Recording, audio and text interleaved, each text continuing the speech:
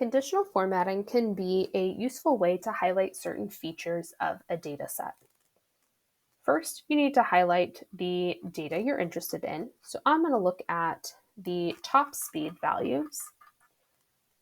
Go to Format, Conditional Formatting.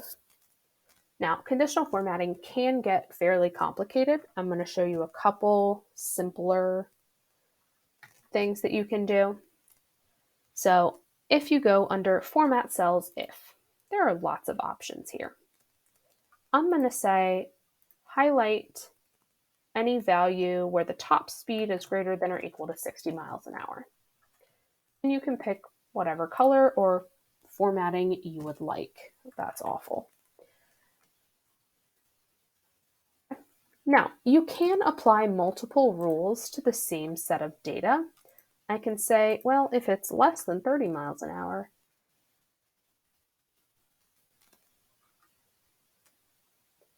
that's really boring. That's a really boring coaster right there. So you can have multiple rules on the same section of the data.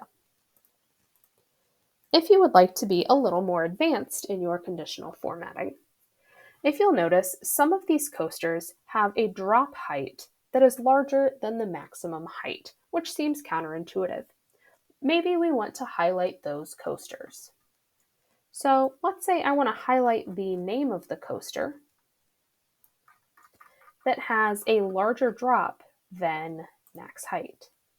So I can go into conditional formatting, and I'm going to select the last option in this drop-down menu, Custom Formula Is. So I'm going to say, well, if the value in column F is larger than the value in column E, so I'm going to say F2 minus E2 is greater than 0. Now, I know that I only referred to the value in the first row here. I used F2 and E2, but it will apply that formula down for every row as well. So now if you look, these coasters highlighted in green should be the ones where the drop is larger than the max height. Now, this also brings up an issue of, well, 108 is going to be greater than blank. So there could also be some other reasons that the name is highlighted because a blank is treated as a 0. Now, the last thing I want to show you, if I go back to top speed, format, conditional formatting, if I click over here onto color scale, this will create kind of like a heat map. You can choose what color scheme you want and which direction you would like it to go. Is the largest value green or is the smallest value green? And it will color code the data based on whatever scale you set. So that's a quick, easy way to make a heat map.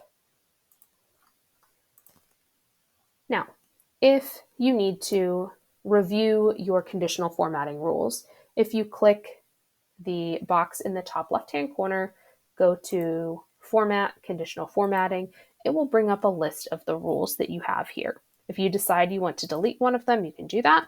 You can edit it or add a new rule.